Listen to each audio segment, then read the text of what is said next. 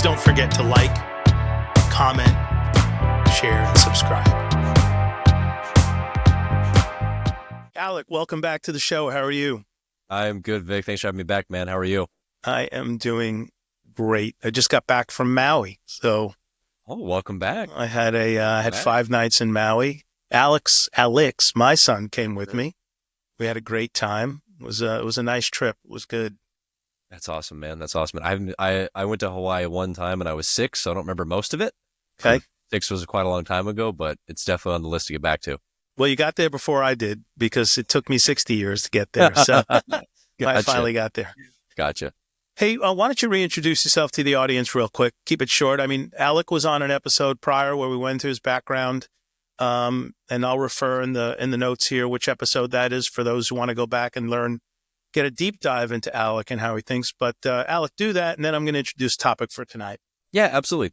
Yeah, so my name is Alex Saylor. I am currently a golf coach for Altus Performance, now specifically Altus Performance Florida.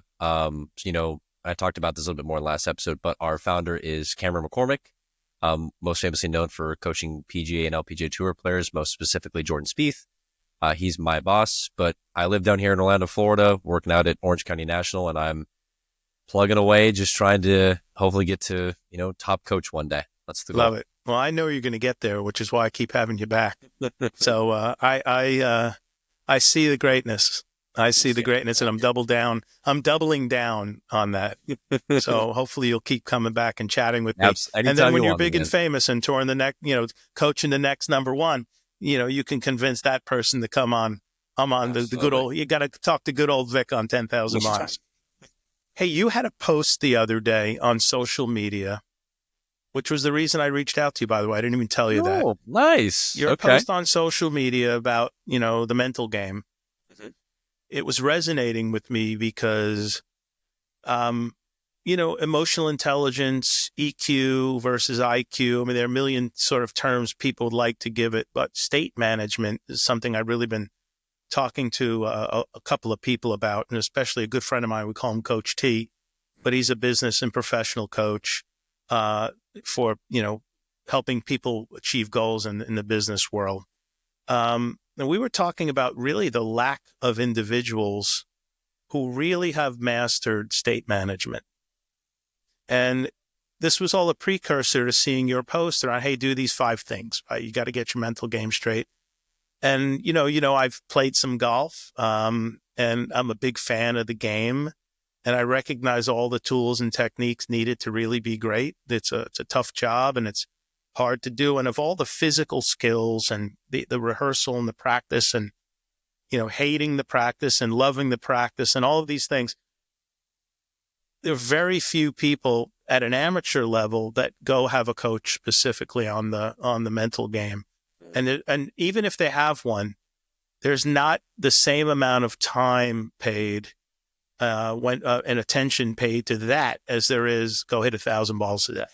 Yeah.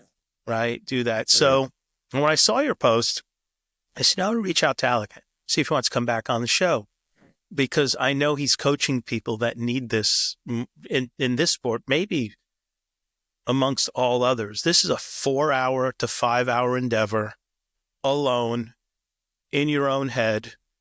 You own everything that happens. You didn't throw a pass and somebody dropped the ball. You didn't, there's no other teammate where you went for the assist or you took it. Like, you are on the course. You hit a great shot, that was yours. You hit a bad shot, that was yours. And whether or not your caddy gave you good distance or not, somewhat irrelevant. But the mental game needs to be so strong here. So I want to first get your take on the importance of it. And if you disagree with anything I said, feel free to tell me I'm an idiot. Absolutely.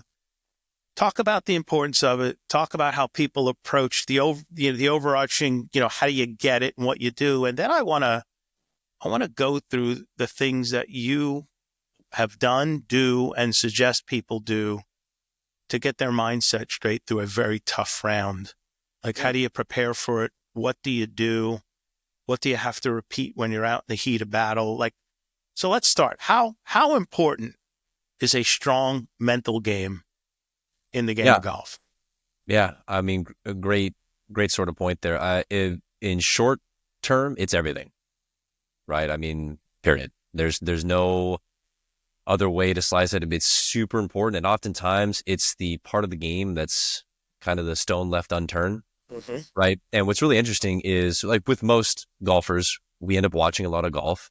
Yep. And if you really, dig deep into what a lot of the best players in the world are saying on any tour, there's kind of a trend line or a common theme, if you will, of they're at that level, they're looking for anything they can do to move the needle even 0.5% towards their favor, right?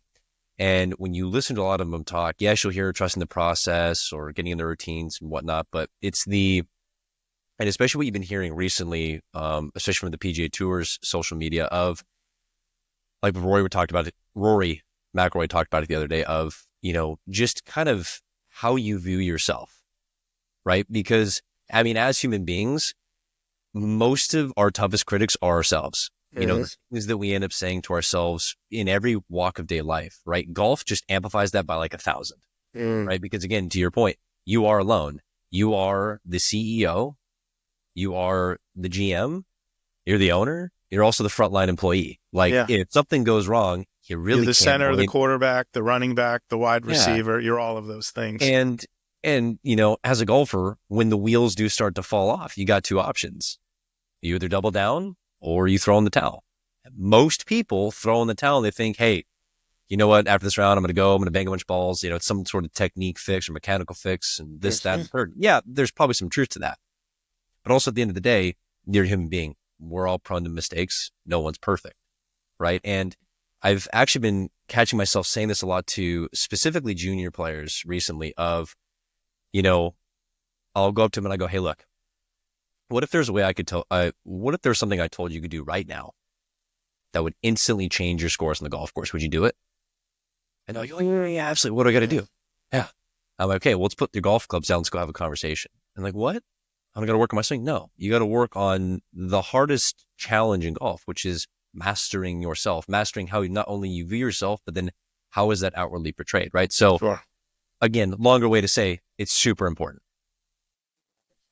Super duper important. So where do you start? I want to talk about your journey a little bit. Some of it might be repetitive from the other audience. We'll keep that part short. What have your successes and challenges looked like for yourself in that space? How have you evolved? Yeah. So the first part of your question there, where do you start? The first part of starting is recognizing that you're not good at it, right? It's like, how do you fix a problem? Recognize there is one, right? And that for me has been super important because it's something that I got wrong repeatedly. Well throughout my junior golf career and even going into college, how the things that I said to myself, it would have been just words can't even describe it, right? Negative self-talk. It's just so bad. It's a cancer. So bad. The amount of clubs that I broke. In fact, I told one of my players the other day, I've probably broken every club in my bag at least once, except my putter, except the putter. That's kind of funny. Yeah. Except the putters. I've probably, and wedges specifically, I've gone through quite a few. But yeah, so you first got to recognize that you're not good at it, or that it is a problem and that it is costing you strokes, right? So that's where you got to start. Now, where you go from there, I mean, there's a bunch of different like books, videos, coaches. I mean, the list goes on and on of where you can start, and they'll all tell you something different. For me, where I really started to kind of turn the ship around was I had a conversation with my dad when I was getting into college. I was going to go and try and become a golf professional. I wanted to do coaching and whatnot. And he kind of sat me down. And as every kid knows, when mom or dad sit you down, you're like, oh, crap, here we go again. What's he going to do? What's he going to tell me? This time I was 23, so not quite a teenager, but, an adult, thinking I still had kind of it all figured out. But he sat me down and told me, he was like, hey, son, look, I'm a little nervous for you. When you go into this sort of golf program here, just because you're going to play golf, you're going to be around some people, and especially people that, could potentially be your boss one day. And he's like, I'll be quite frank with you, son, you kind of suck mentally. You're kind of like, you don't, it's like, if you end up not saying it, your body language will give you away. right? Hmm. And like I referenced last time, I kind of wear my emotions on my sleeve. So my face and my how I Yeah. outwardly portray myself gives me away before I even think I do. A lot of people are like that. You Oh could yeah. see people's face, they look like different people. Oh yeah. I know some people, and I talk to them, and if we hit certain topics, their facial features change so drastically that I don't even recognize them. Mm-hmm. For me, it's more of the like we people's eyes will give them away, but then just the body language, the shoulders, the chin in the chest, the Hmm. slower walk, the That brow shuffling of the comes feet. down, Yeah. The the then lips go up. It's like you can. Oh, it's such a tell. and then you start to ask them questions, and then they start talking super soft, and it's like, well, I hit the shot over here, and it's just things kind of aren't going my way, versus someone that kind of has it, a little bit more put together. Go, yeah, kind of really got my good stuff today, but hey, we're chugging along, Hmm. right? Answered it kind of similarly, but the tone or the inflection of the voice is super different, and it tells you a lot more of kind of what's going on underneath the hood. But It's a bit of a chicken and egg scenario too. Now, hearing you say that, and I think about there are some people who are gifted who get it very early and they bring it to the game and they go through it. But I mean, picture yourself being out there and being a pro and you found early success and I mean, obviously you want to keep winning, you want to keep doing everything you're doing, but there is a calm that comes over you when the financial burden of having just to survive to the next round. If I don't win today, I can't make it to the next competition. If I don't, what's the word I'm looking for? If I don't make the cut, mm-hmm. I get nothing and I don't have gas money for the next pot. So I think as I see more of the people that win all the time, and there are their exceptions, the people I've had massive success, they're like, yeah, okay. Like so which do you think comes first? Do you think they had that or did they develop that off of a security? Like, what are your thoughts there? Yeah, it's a wonderful question. And it really is, looking at it now, it is really sort of a chicken or the Yeah. egg sort of thing. I mean, I think if part of it comes like some of the really greats probably had a little bit of that in them already. But like as with anything, right? Having a stronger mental game, it's a skill, Yeah. right? It's like a Oh, muscle. it's a You skill, can trainable train the skill. muscle, you can train the skill, and it takes diligent work day in and day out, right? Time under tension, just like in the gym. Um, Love that. I definitely Let's think, pause there. Hold on. Let's pause there. I want to crack time yeah, under tension. yeah, Right. How do you practice this? What do you do? What's the time under tension? yeah.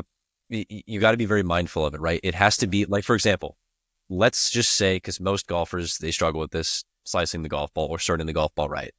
Well, when you do, whether you're looking on YouTube or you have a coach and you somehow end up putting some sort of plan together, you go out to the range, you get your golf balls, you sit on the range and you do the drills or you do the pause reps, you video your swing, right? And it may take a week, 2 weeks, 3 weeks, a year, right? Before you actually see some progress. It's the same type of thing for the mental game, just like the gym. Yeah. Anybody that starts the gym after the first day or the first 2 days, the only thing they notice is, my gosh, my body is Yeah, I'm screaming at me, sore. my body's on fire, right? But you keep going and you keep going, you keep going, and you start to notice the little gains first of like, oh, hey, this weight's getting a little bit lighter, Hmm. right? I'm starting to move it with a little bit more fluidity here. And And my it isn't pants are a little bit until, looser.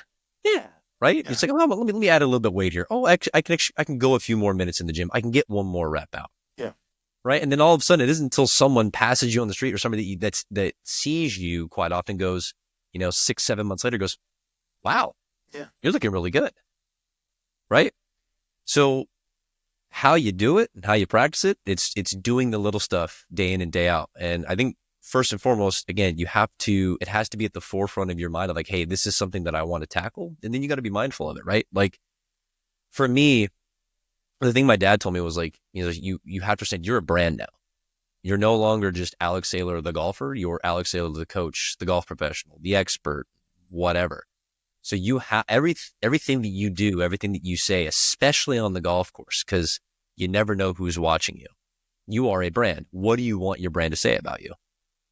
Now, that took me till I was 23 to kind of figure out and sort of go, oh, there might be something here. But when you're a teenager, a young kid, right, especially that age group, you're not thinking like that.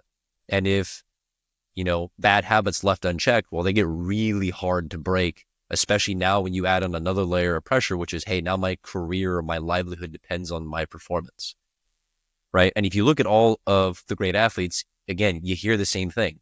It's not focusing on the result, doing the stuff day in and day out, right? How you view yourself, how you talk. Well, if you don't start doing that now or today or in the beginning parts of your career, when you do want to go to higher levels of junior golf, high school, college, mini tours, trying to make it on the biggest stages of golf, well, you got a lot of unpacking to do and a lot of demons to go to battle with. Whereas if you just would have, like the gym, if you just would have stuck at it every single day, right? Or like what you're working on your golf swing, imagine how much better you're going to be at it. If you did it for 5 to 10 minutes every day, imagine how much better you're going to be at it in a year. You familiar with the Tony Robbins priming? The Tony Robbins priming? No, I'm priming. So there's a thing that Tony Robbins has. You said priming. Gotcha. Priming. Yeah. Does this thing every morning. It's breathing and visualizations. I'm gonna break it down, and maybe I'll post the 4 steps here in the episode. But the first thing is visualize what you wish to materialize. Mm-hmm. Okay, and I've had so many people. The thing. By the way, I have a relationship with my good friend of 40 years, Coach T, Tony Palmucci. Nice Irish boy. Just kidding. He and I've shared a love for self-improvement and Robbins and everything. He actually worked for Tony for 5 or 6 years, launched his career as having a coaching company. And recently in the past few weeks, we've been really talking about this priming and state management and how you set up your day for success and what you're thinking about. But as we were talking about it, I recalled a story from him very early on, and a story from other people who have been on this podcast, how they saw themselves successful before they were successful. 2 of the guys were both in the music business, and they both told me just about identical stories, never having talked to one another. And they told me that they would go to concerts and they just knew that's what they wanted to do with their life. They wanted to play on stage. They wanted to play for 50 or 60,000 people. And no matter where their ticket was, they would figure out how to get to the front of the stage. Okay. And when they got there, it wasn't to look at the band. They would turn around and face the audience because they wanted to see what it felt like to be on stage playing for all those people. And they would visualize themselves being on that stage. They were both 14, 15, and 16. They both did exactly the same thing. So this visualization of where you want to be is really, really important. And I know that in the golf routines, I mean, you can Google or ChatGPT a pre-shot routine, and a lot of them will be similar.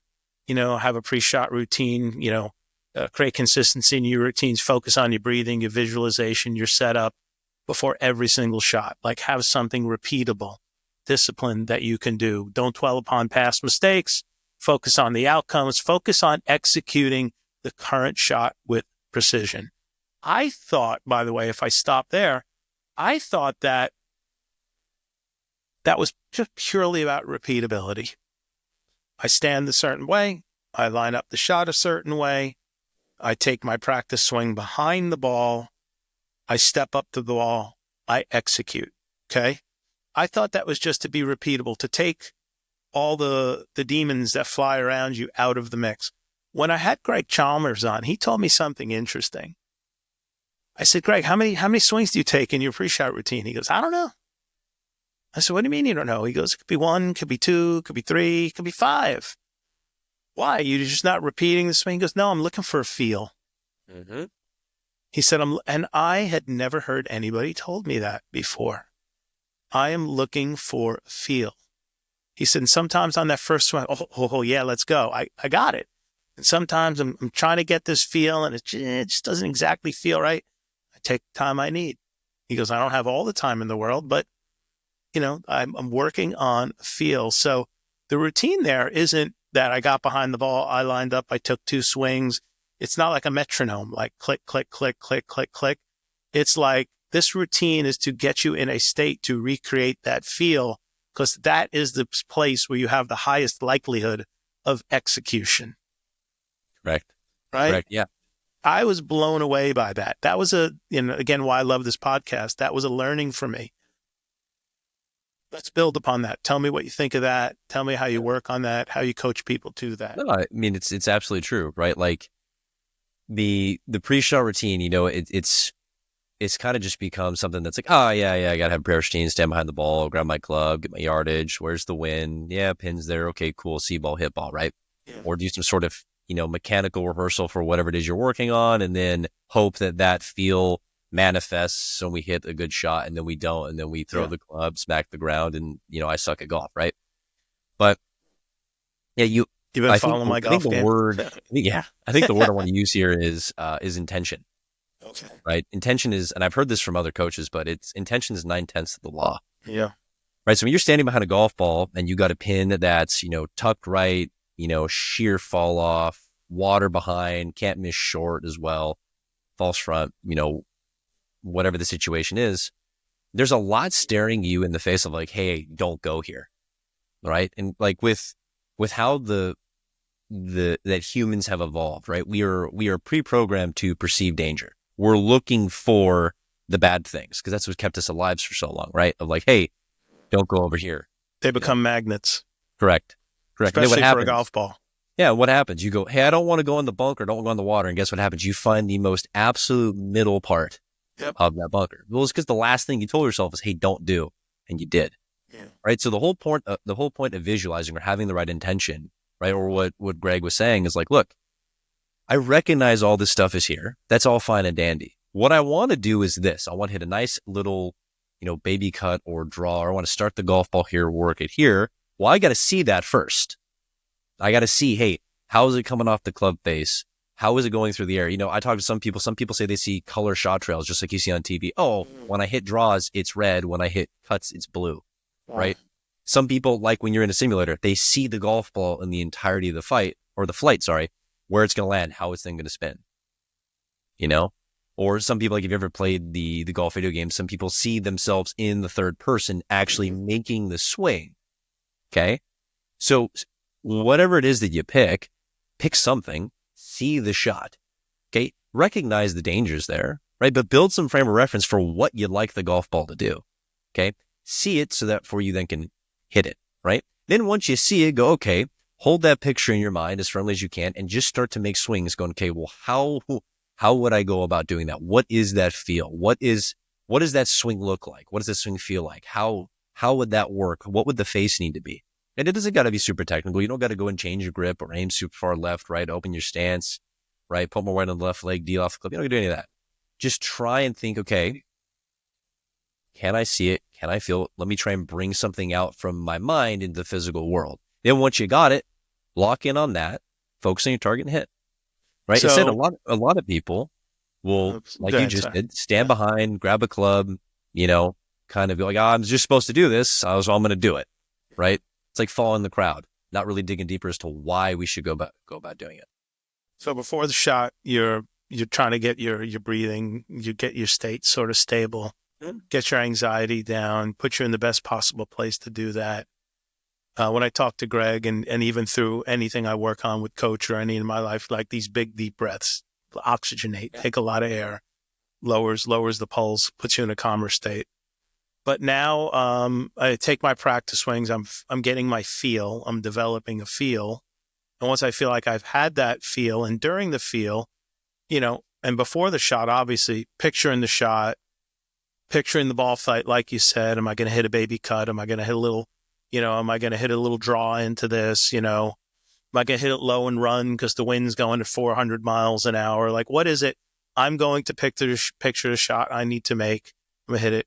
Then you engage your senses. You imagine that feel, the sound, the sight. Like, what's the perfect shot really feel like? And execute. Sound right? Absolutely. All right. And then that's what leads into arguably the most important part of all that is then once you take the club back, swing through and hit the ball, everything's out of your control. Right? So something that's probably not talked about a lot is the post-shot routine. Everyone kind of has some sort of pre-shot routine. Mm-hmm. But the post-shot routine is probably more important. right? Walk Because me through that. it's in that sort of, we'll call it anywhere 5 to 10 seconds or however long the golf ball's in the air for, and where it lands and where it ends up, where you got one shot. Okay. If it's a good shot, congratulations, you did what you wanted, or you got lucky because you really didn't have any sort of planning. You just hit it and hope, right?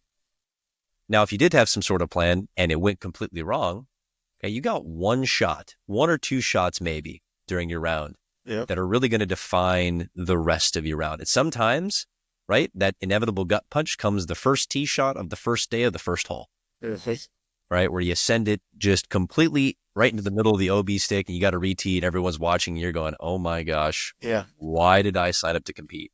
Right? I know somebody that happened to in a competition. Happened to one of my players. We call it our come to Jesus moment. Here it is. Okay. Right? It's funny. I remember talking to this player I was like, hey, there's a very real chance that this happens tomorrow. Right? Unfortunately, it did. So I don't know if that was me manifesting it for him, but oh well. But when it happens, right, how you react and what you tell yourself in those steps, those first few seconds between you put the club in your bag and you're going to the next shot, those are super important, right? Because that's going to set your stage for how you're going to perceive yourself the rest around and what your sort of results are going to be. If in that moment you get a bad break or you just hit a bad shot because, hey, you're human, right? And you start going down the rabbit hole of blame, negative self-talk, and saying you're the world's best golfer, well, I can tell you what the rest of your round's going to be like, and we probably should just escort you off the golf course now. Versus if you hit the shot and recognize, okay, hey, take a deep breath, go, hey, look, okay, mistakes happen, right? I'm human, is what it is. Let's try and figure it out on this next shot if we have to re-tee and let's move on. Or like one of the things I've learned with being a part of Altus, right, is there are specific strategies. So those things are like, hey, let's reframe the situation. Right. So let's say I duck hook one, snap hook it left off the tee box right behind a tree. Right. Yeah. Something as simple as like, hey, laugh it off and say, at least I didn't hit it right. You know? Yeah. Reframe the situation. Try and find something funny about it. Right. Make yourself laugh. Try and pull yourself out or give yourself a life preserver before you start drowning. Well, there's there's something going on in the science of that where you're anchoring yourself into a different experience on that result. Yeah. So if you hit a bad shot and you were able to make light of it, you're going to walk away from that with sort of that light moment. You got to forget the bad shots immediately. And I read somewhere that Tiger Woods had this thing called the 10-step rule. Have you heard of that? Mm-hmm. He gave himself 10 steps. And so what he found was impossible, and I thought this was interesting, was like, I get up there, I hit a bad shot, and I'm a robot. I'm completely emotionless. I don't get to let it out. I hold it in. And he said he tried for a long time, especially while he was under the heavy guidance of his dad. His dad didn't allow for even an outburst. Mm-hmm. Right? And, you see Tiger hit a bad shot, and on a rare occasion, he slams a club on the ground. But the 10-step routine he gets 10 steps. And on the 11th step, he moves on mentally. He immediately forgets the bad shot. He treats every single shot as a fresh start because, as you said, there's nothing he can do to change it. Nothing you can do. It's the same thing with Phil Mickelson, right? Yeah. One thing that used to, one thing that I saw was it was the glove. So if he hit a bad shot, he'd rip the Velcro off a little aggressively. That was the outburst of anger. Yeah. And he had until the finger of the glove came off the pinky finger. Interesting. Or the thumb, whichever one he decided to pull off first. He had the 5 fingers to rip them off or do whatever. Right? Flap the Velcro back on, put the glove back in the pocket. Okay, cool. Now we have to get back to business. I hit the shot. There's nothing you can do. That's it. Right? And as a golfer, right, the nail in the coffin is if we're like deep into the back 9 and you're still reeling from the tee shot on the first hole, we have no chance. 0. Right? Because it doesn't matter what happens to you on the golf course, right? The most important shot, I don't care if it's for an 8. That's the most important shot you're going to hit that day, is the one right in front of you. Yeah, of course. Right? And again, as human beings, we're so caught up in the past and things that have happened. And if we can have a mulligan to do a do-over, you don't get one. Right? And so the longer you spend belittling yourself for things that you did in that round or in the past, you're just robbing from your future success. Yeah. Right? You're making your future self have to work harder. And that's when you inevitably finish a tournament or you leave the end of the round, you go, man, You feel like you just went 10 rounds with Tyson. There's so much going on in life and in around the golf. One of the things I think that lock people up is fear. Mm-hmm. And in the case, because we are talking about shot, fear of that outcome, fear of the bad shot, fear of going in the middle of the bunker, fear of going to the water, it's all the way to the right. Then in a million years, you'd never hit it. And somehow that day it's a magnet to your ball. And I tie it, I've watched some people professionally move on to different careers over the past 2 years. And I was sort of coaching and helping them make transitions. And I came up with something. I mean, I didn't come up with it originally, but I was thinking about myself and I said, when did that happen to me? Well, my whole life. Oh, I step into a new situation, you get the butterflies in your stomach and you're like, and then I realized as I look back on all of those times, every single time I had those butterflies, it wasn't because I was incapable or it was a life or death situation. It was because it was in a place that maybe I hadn't been before, or it was the outcome was really important to me. Yep. Could have been both, could have been one of those things. And then I reassociated those nerves and feelings from fear to excitement. And the excitement was, I'm about to grow. Mm-hmm. I'm about to experience something about myself or have an opportunity here to grow, that this moment will, if it's negative, it'll pass. And if it's positive, I'm going to make it last as long as I possibly can. Either way, I win. Either way. So accepting that pressure as opportunities to grow and embracing the nerves as excitement versus fear is vital. And that's all mindset shift. Those are everybody thinks an extra mile, it's a millimeter. All these shifts are a millimeter. And I think you're hitting a really good point here, right? Of when you feel super uncomfortable because you have no control or you don't know what the outcome's going to be, that's when the pre-programmedness of our human brain kicks in of like, man, yeah, what if this does go wrong?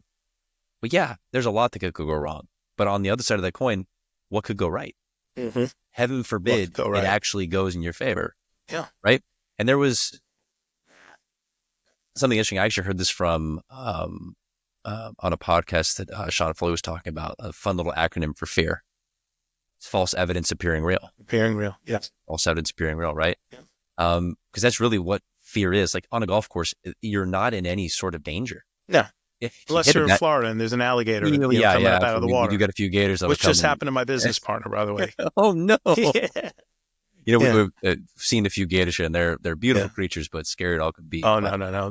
When you're on TV. When you're in the middle of a fairway, right? Yeah, you got water left. You got a bunker there, the pin stuck. There's really no danger, right? The danger is you just don't want to go in the bad spot because you don't want to work that hard. Nobody wants to work that hard. I get it, right? But it's when the fear kicks in, like you said, like, oh man, I don't know what's going to happen. Right. Yeah. You have to first of all recognize that, hey, yeah, I'm a little afraid right now. And it's okay to say, hey, look, you know what? I'm a little nervous right now.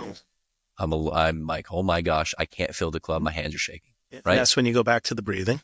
But you go back to the feels. Right. And I love what you said there too, of like, look, this is an opportunity to grow. For me, I would almost say, make it simpler. Hey, I'm going to learn something here.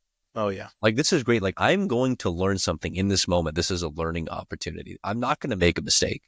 Right? Kobe Bryant's saying, listen, mistakes. No, I'm learning. Where I first learned this, where I first started like tuning into that this was a part of my life, it was very early on. And it came from the gift of being able to live at home in my 20s. Oh. I had a lot of friends that when they turned 18, their parents were like, you're out. Go figure it out. I'm going to turn you into a man. Right? Or if you're going to stay here, you're going to pay me some sort of rent that you wish you lived somewhere else, because the old school was, teach people how to be self-sufficient by, much like you teach people to swim by throwing them in the deep end of the pool. Yeah. My parents weren't like that. I'm not like that. But I knew, when you talk about the difference in sort of the family privilege is what I'll call it, is that I knew the worst thing that was going to happen to me was I'm going to retreat home to the twin bed in my bedroom in my parents' home, and there'd be a meal and a shower. Absolutely. And so all I had at that point was upside. What was the worst thing that could happen to me if I failed at something? Mhm. Same bed, same shower, same meal. But I took that as a massive advantage. I took chances. I created different things. I went into a lot of things more courageously than I would have otherwise. And anytime I have found myself over the years, you get married, you have a family, you have kids, you're less cavalier about these risks and decisions. Um, I did find myself always saying, "Hey, maybe I wouldn't take the ultimate gamble because I had more people counting on me." But I always would sort of retreat to like, what's the worst thing that happens here? And in most cases, because I wasn't going to do anything crazy, in most cases where it's like, I'm going to brush my knees off, we're going to move on, I'm going to try something else. I want to switch the topic just so slightly because there's a good segue here around pressure and fear and all of that, because it ties into self-talk. Mhm. Um, Boy, do I see this in life all around me, family, friends, business colleagues. I mean, I have this saying that I don't know if it's original. I think it is. The words you say are the ones people hear. Mhm. And more importantly, the words you say are the ones you hear. And so I'm constantly affirming myself with real positive talk about what I can do and what I could achieve. And I know in golf that this has to have a massive place. Yeah, Let's explore that. you just said a little buzzword there, and it's Yeah. something that that even I wasn't aware of until kind of getting into the coaching side of golf, which is affirmations, Yeah.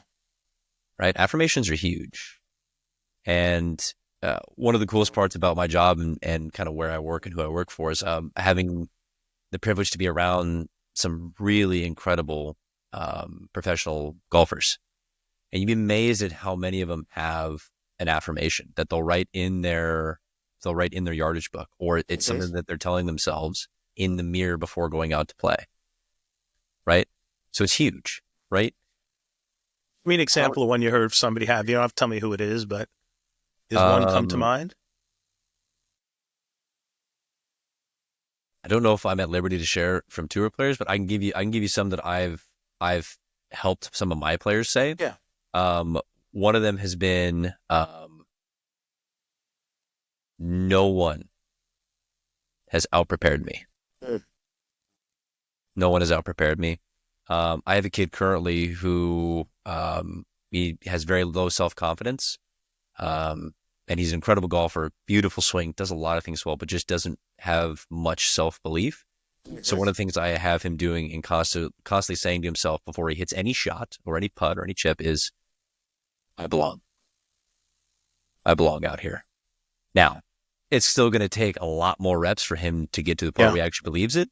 Well, But but that's where it starts. my goal is like, dude, you tell yourself this enough, you'll believe it. It's the You'll same believe it. thing too, and something like share a personal story, right? If you ask me about my putting and I'm not in any sort of professional environment, I'll probably tell you, God, I'm the worst putter. I'm not. I've been on Sam Putt Lab. I've had people look at my putting, right? I've gotten a few putting lessons. I do a lot of things well. But the moment I stand over a putt, all of the negative things that I've told myself when I was a teenager and the first few parts of college, I now fully believe I'm terrible at putting. I'm not. I like I'll Yeah. put my stroke up against most people, but I believe that I'm a terrible putter. So I have to always tell myself when I'm on the putting green, hey, dude, you're not a terrible putter. You make mistakes. Just go make the putt. You made Yeah. thousands of putts. This is Yeah. just one Made more, that. Great right? putter. So I think having an affirmation, and it doesn't have to be anything crazy, right? Like, hey, I got this. I can do this. You know, Call it a routine or an affirmation, but Tiger used to say all the time, he would visualize and practice every shot on the range. Oh, I'm going to hit a cut. It's going to go this high off the ground. And he'd set these boxes up visually, 1 through 4 and 1 through 4 down, 16 boxes. And in his eyes, he could see, oh, that cloud is the one box. And Mhm. that edge of a tree way off in the distance is the far right box. And he could kind of figure which box he was going to sort of hit them through, right? And he he would say when he was translating that to a match and he was on the course and he'd be in a specific spot and he'd be like, oh yeah, that's the shot I made on the range. It's goes through the, the 5 box and it cuts a little and it lands exactly where I want. Like he put himself in such a position to visualize and to just recreate what he did in routine and in practice and that he brought to the range. So this, whether it be I've hit this shot before, I'm completely in control. You see people have, they bring these things to the game, but you've got to be your own coach. Yeah. In this space, right? Not only do you have to be your own coach, like I think you have to take a step further. You have to be your number one cheerleader. You got to be your number one fan. Yeah. You're always going to have people doubting you, whether that be parents, peers, colleagues, coaches, right? Heaven forbid. If no one's going to root for you, you better root for yourself. Yeah. Right. You better be, going all in on yourself every time. Right. And like to kind of circle back to what you were saying before, I was lucky enough to live at home in my 20s, going through college. My parents helped me out with going through university and kind of pursuing this dream where I learned okay, I have an incredible opportunity here. And if I waste this opportunity, shame on me. Well, I better, jump how high. Let's go. That's why I now have moved from one coast to the other in less than 3 years, right? Because I'm in sort of some pursuit of excellence because like you said, with visualization or even manifesting, I'm trying to manifest myself being one of the best coaches ever. Yeah. Whether that happens or not, no idea. We're not even close to it yet, but I'm doing the things every day to make that happen. Yeah, right. And telling myself every morning, even when, like even recently go through some spells of like, oh man, it is tough. It's not easy. And just like in golf, it ain't easy. If it was easy, everybody would be doing it. Right. I'm sorry, go ahead, finish that thought. Yeah, just going to say, you have to be your number one supporter. You got it. What do you make of people who, how do I put this? That no matter how they execute, they will find what was wrong with that execution before they, let's say I want to approach, and on the approach, I want it within 3 feet. Okay. I would say that's a fantastic outcome. It's the dream outcome for every shot on approach to a green. Would you say that's fair? Oh, absolutely. With the exception of holing out. Yeah. 100%. Within 3 to 5 feet is nirvana, right? Yep. Okay. Especially if you're working on your putting and you're hitting 100 in a row in your practice routines from 3 feet, you got a birdie, right? Well, let's say I hit it and I get to 8 feet. Okay. And I'm not Phil, I'm not Tiger, I'm not Rory, I'm not Justin, I'm not any of those people. I'm an upcoming and aspiring golfer. I see people, especially with even skills, not even close to that. I'm talking about people shooting the 90s. They'll hit a shot for them that is so great. And the first thing they'll do is tell you about why it could have been better. Why they just for themselves. I used to think it was like, I think there was some sort of false self-confidence or self-importance, but there is something speaking to them in their head that is telling them, I think this anyway, that no matter how good that shot was, if it's not 3 feet, they're going to walk away and just not accept it. It's a bad shot. So they walk away with negative self-talk. This is really where I'm getting at. I hit a shot. It's 12 feet. I'm on the green in 2 on a par 4. The putt's longer than I would like. I got to look at birdie. It's not 3 feet. And they hold on to the fact that they got, 9 more feet in the putt than they would otherwise. And so the entire journey, fingers on gloves, 10 steps, aside, is part of, do you think there's something in the personality makeup? Is that part of the negative self-talk? Like which lever has to get pulled, do you think? Yeah, I think, if someone's going to go that far into, essentially nothing's ever good enough, I'd be very curious to kind of ask them, what has life been like to where you've gotten to the point where, with how hard it is to hit good golf shots, especially consistently, that when you do get a win, you can't even celebrate it because it's just never good enough. I think I think first and foremost, you're not setting realistic expectations, Mm-hmm. right? And as you talk about like fear and anxiety, well, if your expectations are your baseline is perfection, you're inherently playing an imperfect game. We're hitting the ball forward by staying on the side. We hit a circular object with a square object Mm-hmm. on an inclined plane in weather conditions that we can't control. Yeah, shot by shot. Like, do you know how many things have to go right for you to get that ball close?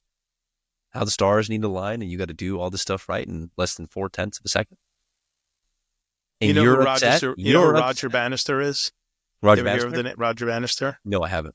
First guy to break the 4-minute mile running. And so when he was preparing to go try and do it, and I'll keep the story short, is that they said, yep, people got around him. He had a whole team and said, you could do it if the weather is 68 degrees, not 67, not 69. Humidity is X. Mm-hmm. The wind is like sub this mile an hour. The dew point is whatever. The track is a clay track and it's perfectly dry. This is a true story, by the way. And he shows up to run this race, 25 mile an hour winds, some ridiculous temperature that was far colder than what was anticipated. All of the critics and all the scientists and the engineers and everybody told him the only way he could do it were all these conditions. He ran 3:59.4 on that day. First person to break the 4-minute mile. And so his mindset was, hey, if I walked in there and I focused on, hey, I need these 5 things to be perfect, that's how I'm going to do it. Second, he realized the wind was 25 miles an hour and not 1. He would have given up. Mm-hmm. It wasn't 68 degrees. It was 58. Given up. Just was a downpour and the track was wet. I mean, just go on and on. It was completely 180 from everything that thought needed to be perfect, but he managed his mental state into what would he have to do to really adjust to be able to do that. There are books on him, and later, go out and Google or chat GPT him. You'll hear the whole story, but it's a mastery of visualization and mindset against the odds of what he thought he needed the environment to look like to succeed. Yeah, and I think that just speaks to kind of really the only thing you can do in golf is all you can do is control the controllables. Mm-hmm. Right? You can't control your tee time. Nope. Right? You can't control who you play with unless you already have a group of people. But let's focus on the competitive side. You can't control who you play with. You can't control the course conditions. You can't control the pin locations. You can't control the grass, how it was mowed, the blades they used, type of fertilizer. Right? All you can really control is what you say and how you act, period. Right? And if you get so caught up in every little thing that could go wrong and how everything's stacked up against you and it's never fair, you always get the bad breaks, the bad lies, well then yeah, when you finally do hit a shot to 8 feet and you got a really good look at birdie after you probably haven't hit a green in the last 5 rounds, right? Not close enough because nothing will ever be perfect. And then, like I said, when you first asked the question, what does the rest of your life look like? We can't be happy about hitting a shot to 8 feet. You happy about anything? Yeah. Or you just sit alone at the bar? Yeah, I think there is more to unpack there. If that's it. It's interesting. I think we all could remember too, like especially as golfers, right? I mean, it takes a certain individual, right, to be obsessed with golf and to want to improve and tackle the imperfectness of the game. But I think that's what makes it beautiful, right? Is the pursuit of excellence, of trying to take something that's so abstract and complicated, right? And to do a very simple thing, which is get a ball in the hole in the fewest amount of strokes, right? I think it's important to remember that, like, and this goes for whatever you do, right? Whether you're, a student prepping for tests, or you got important meetings coming up for your business, or you got a, very intensive presentation that could make or break the entire trajectory of your business, right? Mm-hmm. Control what you can control. That's it. Interesting. It's how you think. It's how you act. And if you can get those right, who knows? You, instead of looking as the glass is half full, that glass is probably going to be half empty. You never know. So let's recap for a second, then move on, just so we catch up to ourselves here. We talked about pre-shot routine, and we talked about the components in a pre-shot routine, feels versus reps, and and all of that, and the visualizations and things that, and the breathing and the pre-framing of, into the pre-shot routine. We talked about mindset, about not dwelling on mistakes, playing one shot at a time. Let's see where we went from there. We talked about, we went back into visualizing success. See exactly what you can hit, the baby cut, the draw, where it's going to land. Don't focus on the bunker you don't want to be in. Don't focus on the water you don't want to be in. That's a magnet to get there. Short-term memory, the glove, the 5-finger glove, the 10-step, whatever it is, allow yourself the exhaust pipe to release the gas, so to speak, and then button it back up and start playing a short-term game, short-term memory. Pressure, embrace the pressure. Excitement instead of fear, right? Opportunity to grow, opportunity to learn, positive self-talk, be your own coach, be your number one fan. All of these things get there. So you're working on all these things, you get there, but there are some other things along the way that are very specific to golf that happen. And I heard somebody talk about this. I'm going to tee you up. Okay. What is said in golf about watching the scoreboard? Yeah, it's one of those things where, some people like to do it, some people don't. I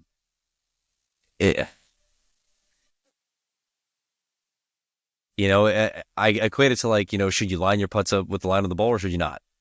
Right? Like, by the way, what is your take on that? On which one? The lining the ball up? Yeah, lining up. Oh man, you're going to get me in trouble. As a coach, yeah. Especially for shorter putts, you should probably line it up. Okay. Remove as many variables as you can.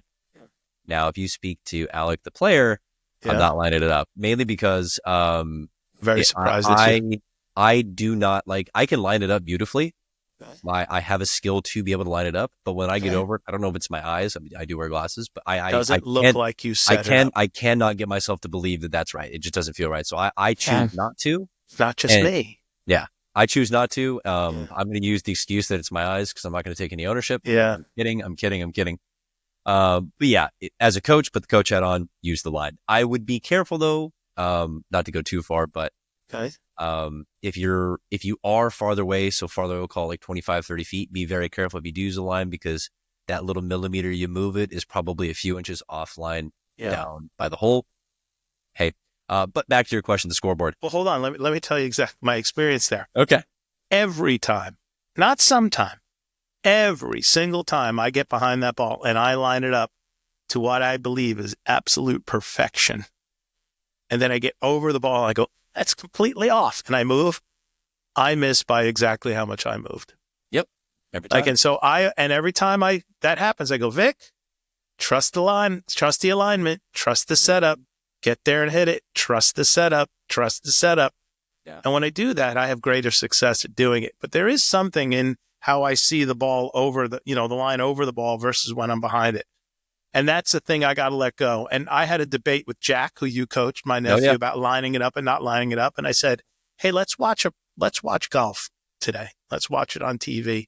And we're going to watch every pro that gets on the green to putt. And I want you to count the number of people and shots that are hit with people lining the ball up and the ones that are lined up without. And we went through, dude, we didn't see one guy not line up the ball. Mm-hmm. And I said, okay, so what does that tell you about what we call a best practice? Mm-hmm. No, yeah, look, best practice is line up the ball. Right? As a coach, I'm going to advocate for lining the ball up. Yeah. Every day of the week, right? Again, eliminate as many variables as you can. Yeah. However, as a player, I get so mentally caught up in the fact that it doesn't look right that I make a just terrible stroke. I would rather make a better stroke and feel more confident and feel like, hey, I am a good putter by not using a line and doing it. Interesting. Now, again, as a coach, use the line. I would just caution you, unless you practice a bunch, the further you get away from the hole, okay, any small deviation that you move that line could cause you to miss by a good margin. Why long guns are more accurate at a distance than a short barrel snub-nosed pistol. There you go. I take a snub-nosed pistol and I move it 1/8 of an inch up by 50 yards. That's, 15 feet over the target. Yep. I have a long gun with a 30-inch barrel, and I tip that slightly up, and I'm an inch above the target. So same concepts with the line, I suppose. But with the scoreboard, to answer that Yeah, question, scoreboard. The way I'm going to answer it is it, and I hate using the word, but it depends on the individual. Okay. For people that are like hyper aggressive, they want to get in there, they want to get dirty, they want to fight, right? They want to battle. Look at the scoreboard, or a lot of places now you use live scoring you use on your phone, especially in junior tournaments. Yeah. Yep. Kind of see where you're at.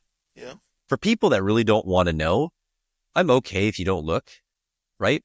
But I think you owe it to yourself every now and then if you can just take a quick peek to kind of see where you're at, right? You've heard some good players talk about this if you're in and around golf of like, hey, if you don't look and you don't look the entire time, and you never know when you need to maybe start pressing the issue a little bit, or when you need to kind of go a little bit on cruise control because maybe who knows you have the lead, or do you keep putting your foot down, right?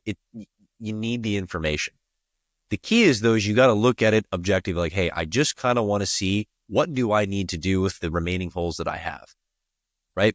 So I would advocate at least looking at it in that sense, right? Yeah, you don't need makes to sense. You need a strategy. You don't need to look every single hole like, oh my gosh, what's going on? No, take a peek every now and then, right? Especially if you got a little bit of time in your hands, maybe you're waiting on the group in front of you to clear, take a peek and go, what, especially on the back nine, as you running out of holes, take a quick look and go, hey, what do I need to do?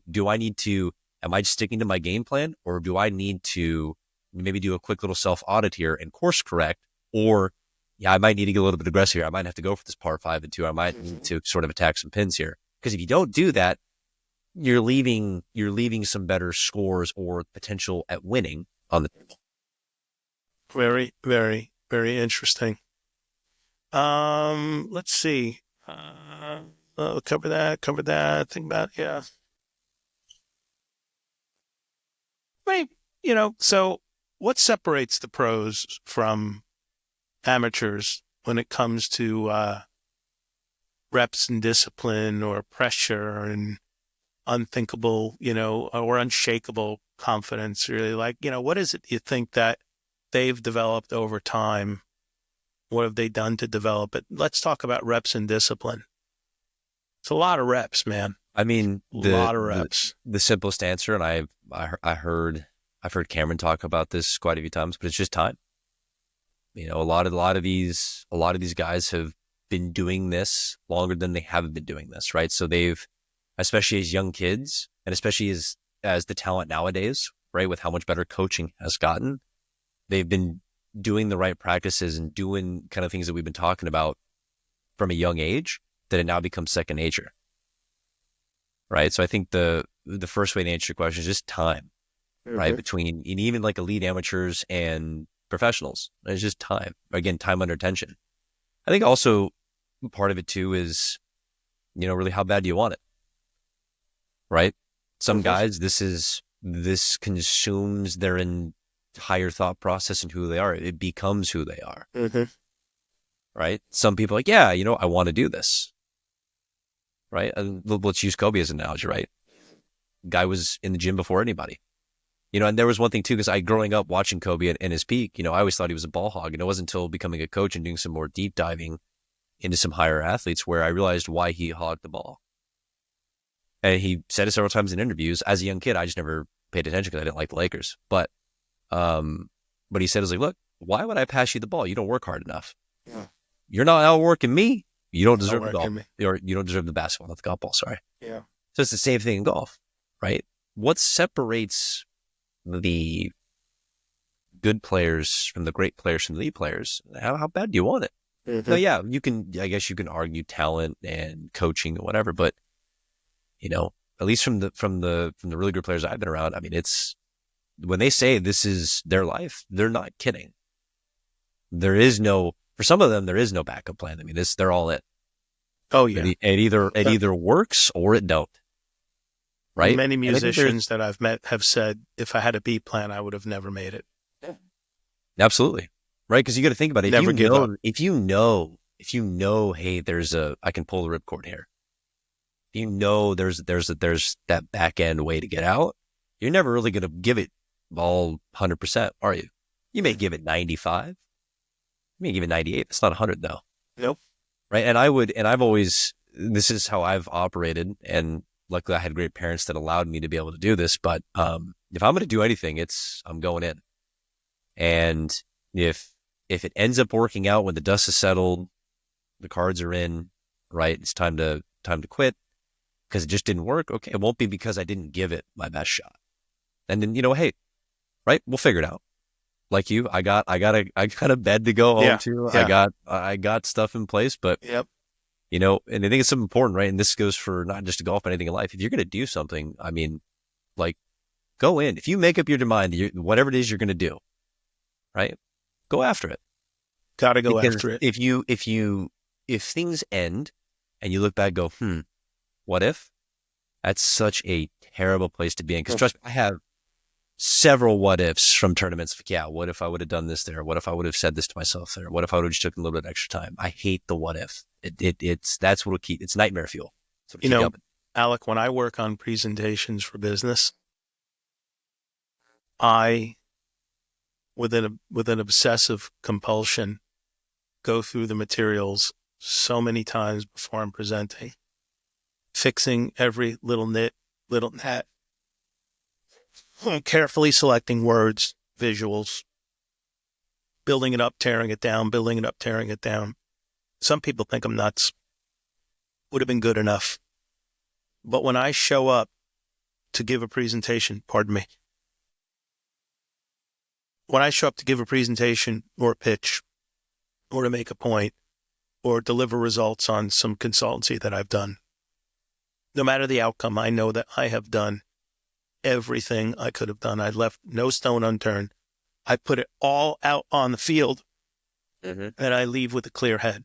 And the outcome will be what it is. And fortunately, in my life, the outcomes have been mostly good from that repeatable process and work ethic. I see so many of my friends, colleagues, that it's so easy to do that. It's focus and work, just the work, man. You got to be willing to do it. You said something earlier, and I think this, if we can spend, 5-10 minutes on this, I think it'll be a great place to wrap. Pardon me, my throat's a little dry. Excuse me a second. You said something right at the top, and it's been in my brain for this entire hour. Trainable skill. The mental side of this equation, it's absolutely a trainable skill. I've coached it in business for the last 25 years, try to build it in my kids, and I coach myself at it every single day, every day. So I've done some chat GPTing, I've done some Googling, I found some articles from some of the greats, Foley and Haney, and your guy Cameron there as well, even some stuff. And then from some other articles around from Robbins and things like that. And I've put together what I think were the aggregate of these things, how you can train it for golf, right? How can you train these skills? And I want to go through these one by one with you and have you opine. That sounds right on. Nope, I would tweak it like this. Okay. So developing a rock solid pre-shot routine, write down a 3-step routine that you use before every shot. Pick a target, visualize the shot for 3 to 5 seconds. Like, these are reps. This is the gym, right? I went and grabbed 25-pound dumbbells. Same thing. Take a deep breath, commit, inhale for 4 seconds, exhale for 4 seconds. Reps, repeatable. Okay. So I've got 3 to 5 seconds of picking and visualizing. Okay. Much like my guys at the front of the stage, they see the whole crowd, right? And I'm in 4 to 5 seconds. Get my feels, no matter what that takes to get my feels. Execute with trust in the work that has gone before you. And clearly, if you're an amateur and you're not putting in the practice time, this one falls apart on you pretty quickly. Absolutely. But if you're putting a routine together on the range with those things, the drill would be, the trainable skill is to hit 10 shots on the range and follow that routine for the 10 shots every time. I'm going to stop there. What do you think of that? Yeah. No, I like it. I mean, in terms of like kind of just setting the word I want to use is like an outline. Yeah. right? I wouldn't get so caught up in, okay, I'm going to do this for, 3 to 5 seconds. I'm going to do this, I'm going to do that. Like, no, build out an outline, kind of like you Hmm. did, Okay. and then organically kind of fill in the bullet points that make up the rest of the outline, Okay. right? But whatever that is, start the outline, right? Kind of like you did, then go out and put it in practice, right? Okay. Go to a more quiet side of the range where you can kind of focus, right? Because, as humans, we can kind of get lost in the sauce by kind of what's going around. Go to a more quiet side of the range, or if you can get out of the golf course and you're one of the only people out there, great for you. Do that and start to go through and kind of see like, well, actually, I kind of like more doing this like 6 to 10 second deal here, or Okay. I actually don't really need to take necessarily this breath here. I kind of like just honing in the shot or looking at the target, or let me just kind of like see if I can see the green from a top down perspective. Like, oh yeah, if I could drop the ball here, I would, right? But at least start with some sort of like written down outline, then go out and practice and try and with what you like, add in things you like, take out things you don't, but have it kind of Okay. like an organic living document, if you will. Think that's going to change shot by shot, hole by hole? Or you think these are trainable, repeatable, robot, You, do if the you end up same thing building every time? a bulletproof routine, I mean, it shouldn't really change at all for any shot Okay. because that routine is priming you for the Priming. shot, Back to right? priming. And Yeah. like with any second nature thing, like we all as human beings do things second nature that we aren't even aware of, right? Until someone points it out, and you go, I don't do that. Yeah. Yeah, you do. Yeah. 50 Right? times a day you Like do for that. me, it's the pushing up the glasses. So I got to make sure Yeah. I'm always trying to, and I've probably done it here, I've pushed them up. But I got to make sure I don't do that when I'm talking to people. But that's what you want a pre-shot routine to be. You want to become second nature that you do it without even thinking, and boom, hey, I'm ready to go. Next thing is on the mental resilience for short-term memory. I saw consistently most pro coaches talk about using a reset word.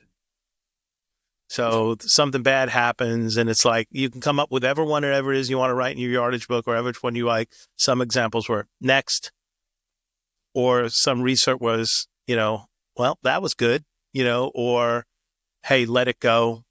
Like some research word or phrase, right? And then the practice of it was go out, play 9 holes, and force yourself to mentally delete every bad shot with purpose, with intention before you move on to the next one. Seemed pretty simple and straightforward to me.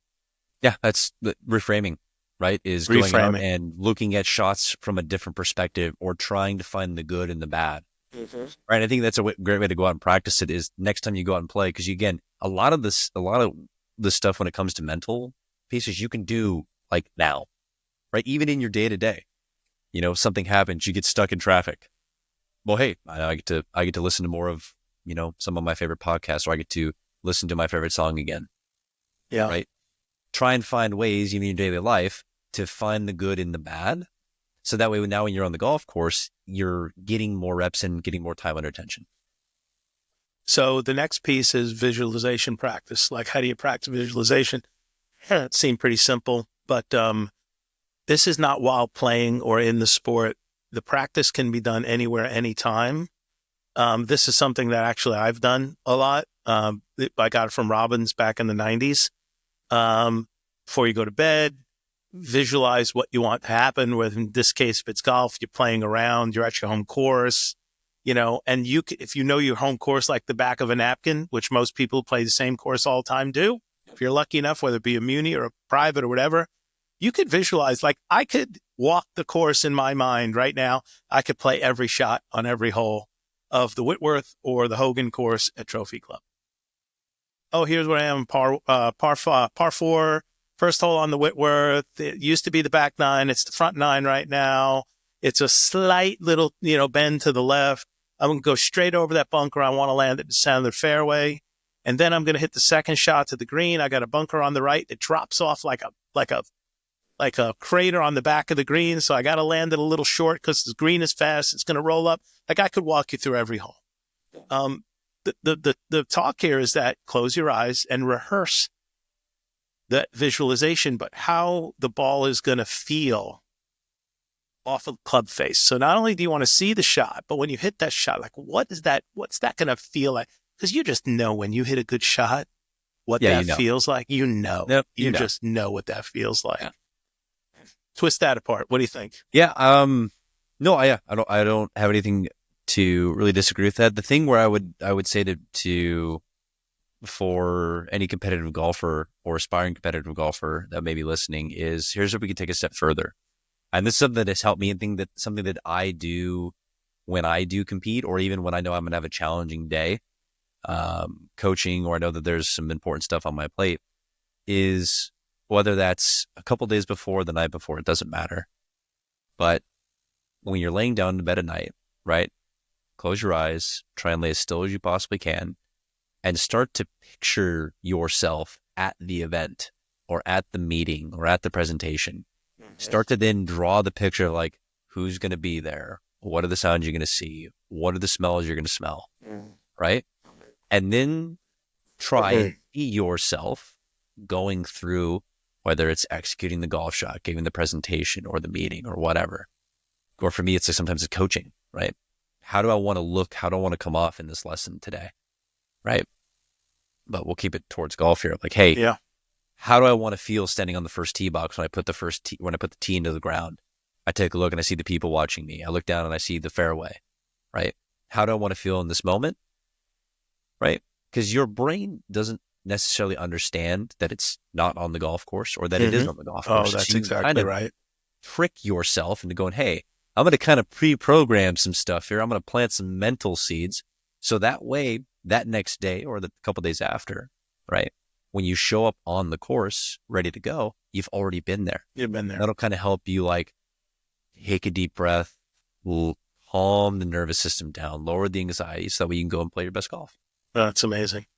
Hey, I'm going to walk through a couple of these real quick and not ask for feedback because I want to save the last piece for a little bit deeper dive. There's breathing. There's some exercise for that. People can look up box breathing, 4 seconds in, 4 seconds, hold for 4 seconds, 4 seconds out for 5 minutes. That's, I have done that. I've seen people do it. I know people that still do it. You want to talk about getting yourself, your nerves, all of your senses sort of that at a very controlled state.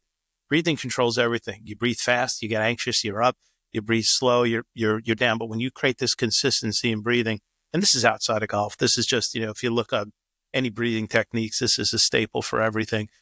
Specifically using this before tee shots and when you're putting under pressure. Now, you're not going to have 5 minutes, or maybe you do because you're approaching up and you're walking up and you can do that. On-course strategies, we talked about that. Somebody could try to distract you, try to work through those pieces, etc. Score watching, some people claim, is the silent killer. I tend to agree with you. It's great for some people, depending on where you are in the tournament, where you are on the round, what's important, and how do you adjust your strategy. If you're on the back nine of the final day and you're up 12, you want to par every hole, go home, right? If you're on the back nine and you're 2 back or 3 back from the lead, you got to step on the gas. You got to know the score. You got to know where you are. So things are going to be different. Pressure moments, turning fear into focus. We talked about that. Here's the one I want to really dive into, because this all happens out of the heat of battle. Post-round reflection. Yeah. We didn't talk about that at all.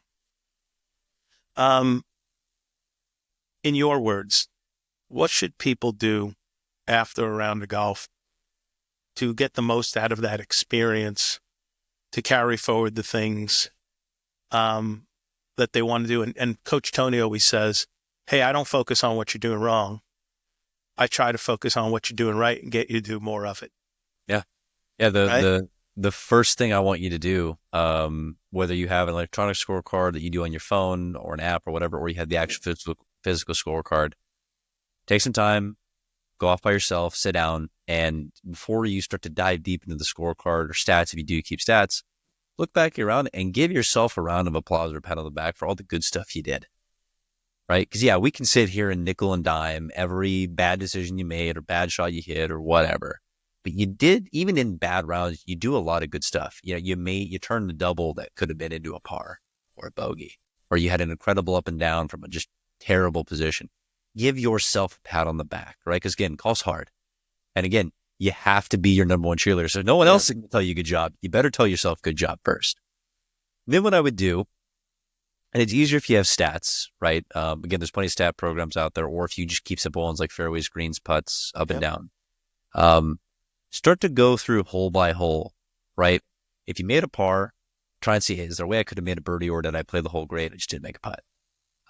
But where I would first start is as you're going through the holes, when you get to the ones where you have the big number, the doubles, the triples, the quads, heaven forbid, more than a quad, start to think, okay, was this a technique error or was this a mental error? Okay.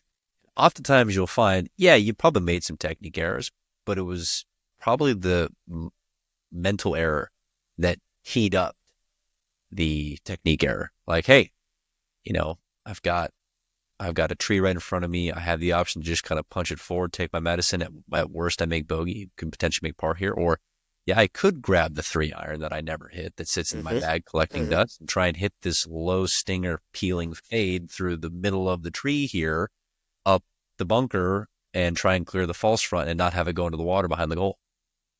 And then yeah, let's do it. Yeah. And you top it, and now you've made your situation worse. You got to hit the same shot again, right? So, Yep. but try and go through, and when you find the big blow up holes, because everyone has them, right?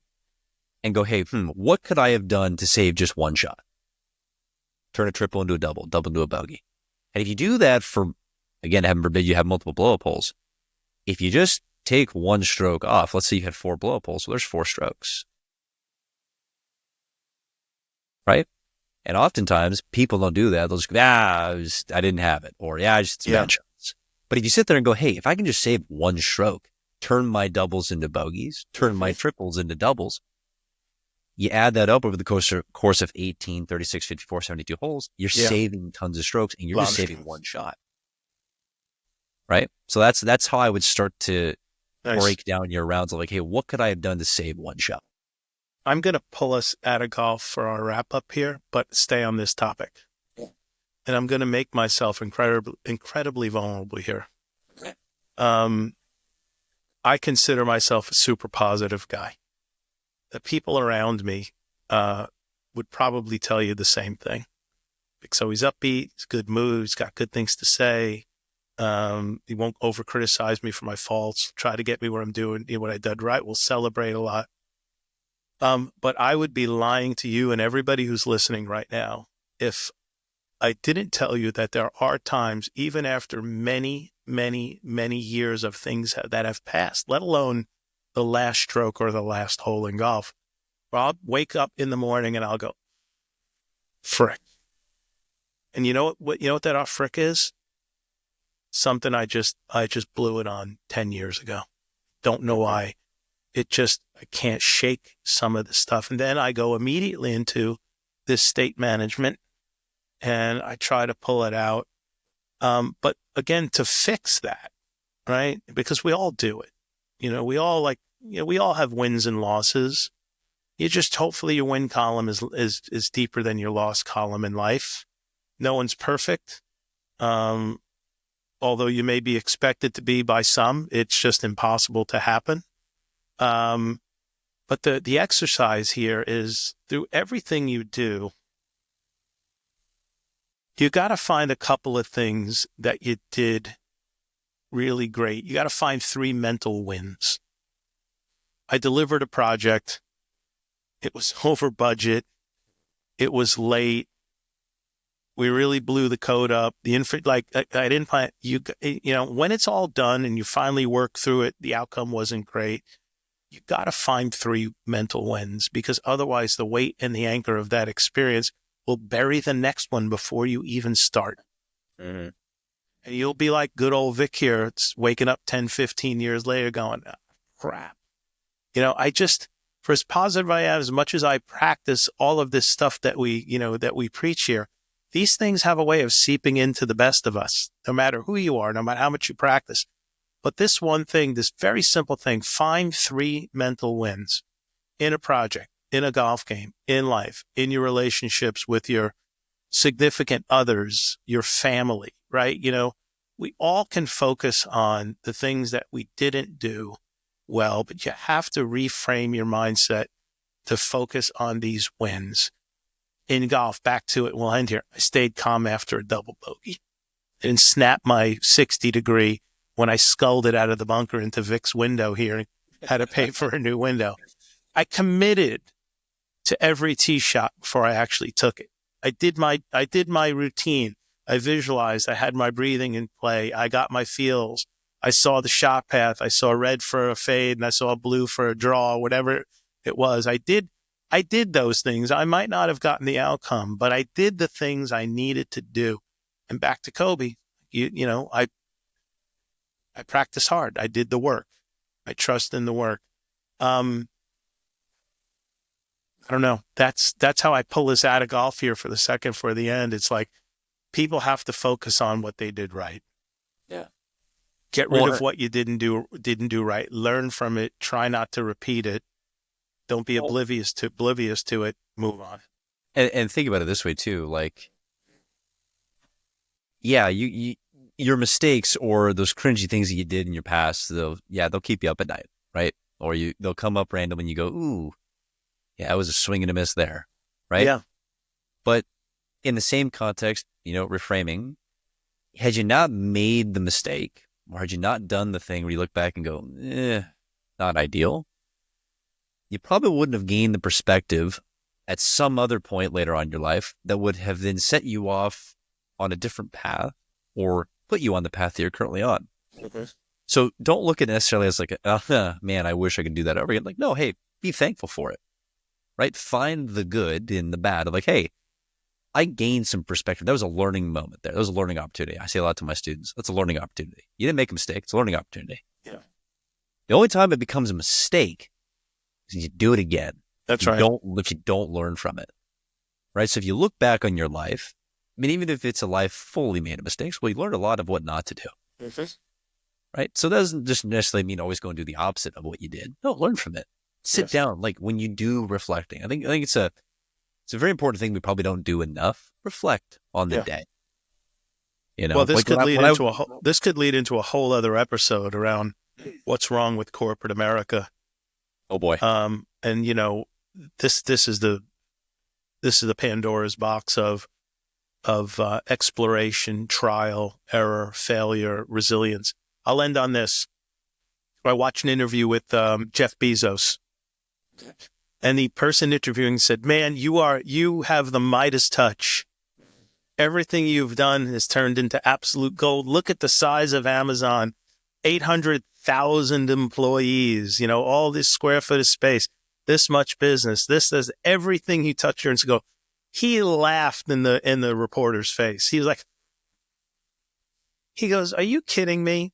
He goes, "Do you know how many things we tried to do and failed? We've spent billions of dollars on projects you never heard about that just washed out.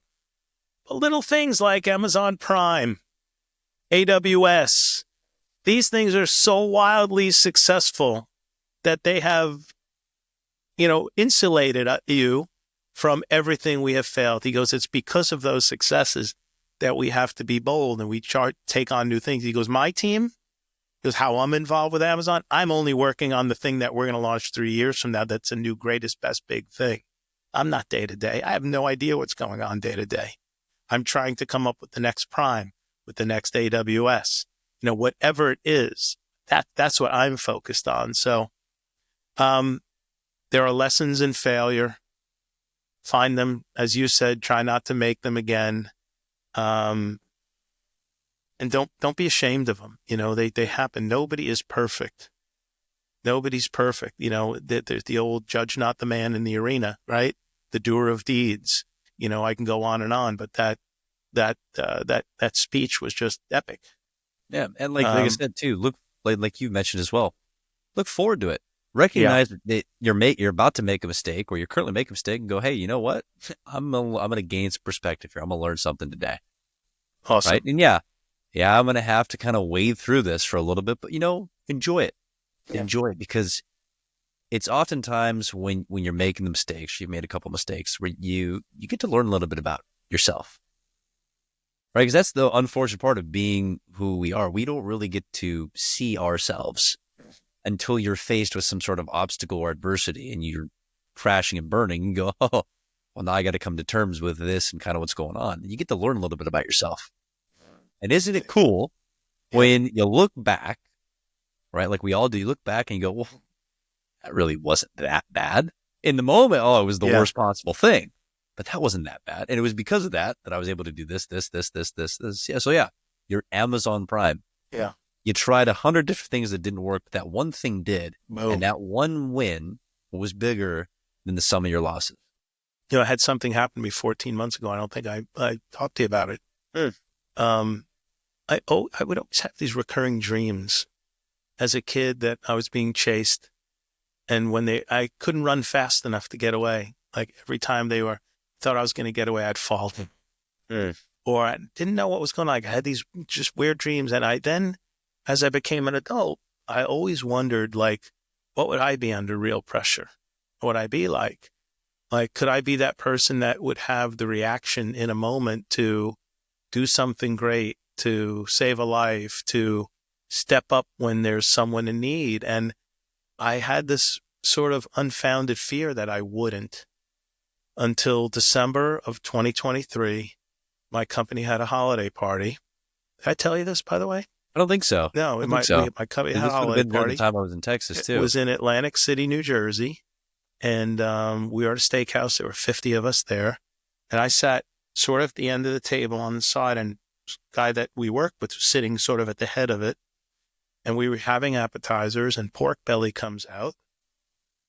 And he starts choking on a piece of it, and it is stuck, lodged in his throat. Oh, wow. Can't breathe. So so his wife and I jump up at exactly the same time. He's a big boy, okay?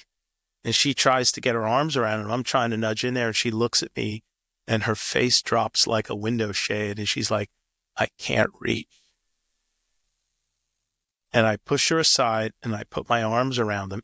And I'm telling you, Alec, my fingers were connected like by this much, right? It was very hard. Barely.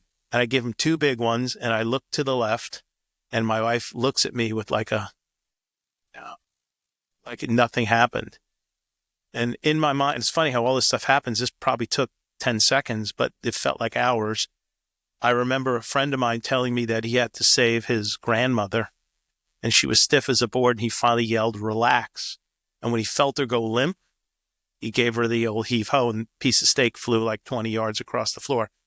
I said, Pat, relax. And I did feel him go limp. And the second he sort of relaxed, I went as hard as I could in and up in the same movement, flew out on the table, saved the dude's life. Wow. And I sat there numb for a few minutes. And, he's a Jersey guy. So, of course, what does he do? Drinks a glass of water and finishes his steak. Because that's what these guys did, right? I went home and crawled up in bed for a week. But that's what he does. But I sat there for a minute like, holy shit. But can I tell you, man, that like it relieved me of so much uncertainty and doubt about would I rise in an occasion? Yeah. It was crazy. So, hopefully nobody has to have that experience of proving to themselves that they'll rise in it. But, the mental state is everything. Something that's I huge, worked man. on. That's huge. It's a big deal. Like, the last thing I leave you with of like, hey, that's a good example of it, right? Of don't let in this case, if you didn't do it, there was life or death on the line. Yeah. Again, hopefully we're not in that situation, but don't let the fear of failing stop you from trying. Yeah. Because love that. You might just like what's on the other side. You just might. And if you never try, it's always something my dad always told me, son, if you never ask, it's always a no. Yep. I love it. Hey, man, great time to wrap. Hour 28 and 30 seconds, hour and a half by the time we're done here. A lot of fun. And I love talking to you. You're a 80-year-old man trapped in a mid to late 20s-year-old guy. Wise beyond your years. Thanks, I'm counting on you being a number one coach in the business. That's the goal, man. At some point in your life, I see it happening. You're manifesting it. You have the poise, and I really appreciate you taking time to come back on tonight and talking about a topic that most golfers don't get enough access to. Absolutely. And this is going to be good for business people. This is going to be good for golf people.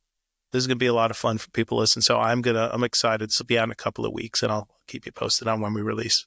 Vic, always a pleasure, man. And I always love talking to you. And thank you. Right, that it's not more in person. Yeah. Well, we'll try to figure that out. Maybe I'll make a golf trip down to Orlando this spring. Come on out, man. Come on out. All right, buddy. Take care. You have a great night. Thanks, Vic. You too. Cheers. Bye. Please don't forget to like, comment, share, and subscribe.